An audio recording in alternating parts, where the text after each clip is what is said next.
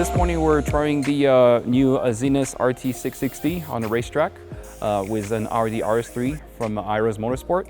It's a car that was pulling about 900 horsepower to the wheels. We're kind of have a niche for the 2.5 liter for the RS3 and TTRS platform specifically. Right now we currently hold the world record for the world's fastest RS3. We cut a time about a 106.9, which is pretty good for the track. Now after getting some cool down laps and stuff, we swapped over to the RT660 and dropped right around 4.5 seconds just off the tire alone. The grip was literally just like right there. There was not that much warm-up necessary for this tire. As far as a test driver, you're always trying to find the limit of the car on the very first few corners. It just allows you to know how you can push the car. There really is no difference as far as power-wise if you can't have a tire that can handle it. So with the RT660, we were able to turn up the power a little bit more, being able to really push the car a lot harder. I had a lot of a good feedback from the Falken tires. I had, like I said, the grip right away, and that was probably most of the grip, like most of the tires when they get up to temp. And then the grip kind of stabilized just right below the peak performance of the tire, and it stayed there. Once we were there at the tire pressure we wanted, the grip was just there the same all the time, which is great because you can just like focus on the limit of the car. You know the tire is going to give you what you need, and you can just go lap around and find the best performance of the car. Just finding a tire that can deal with the kind of horsepower that we're putting down. We're pushing 900 to 1,000 plus pretty frequently. Our lowest horsepower cars that come out of here are about 900 wheel horsepower.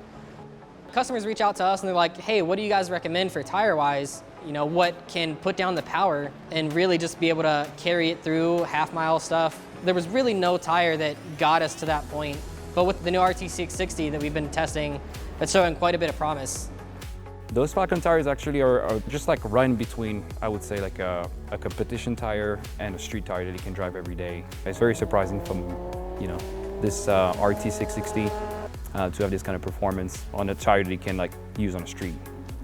The Azenis RT660 is definitely a tire that will bring you a lot of performance for the value compared to a Yokohama or any of those, you know, other type of tire that you can use on the street and also on the racetrack, which is great because if you try to do a lot of testing with a lot of different cars, different setups, you can throw 2 or 3 sets of tires and still be on a good budget.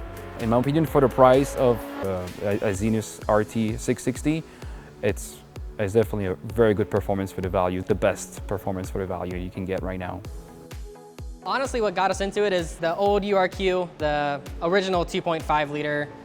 Hank grew up on that, wanted to go fast and started playing with those.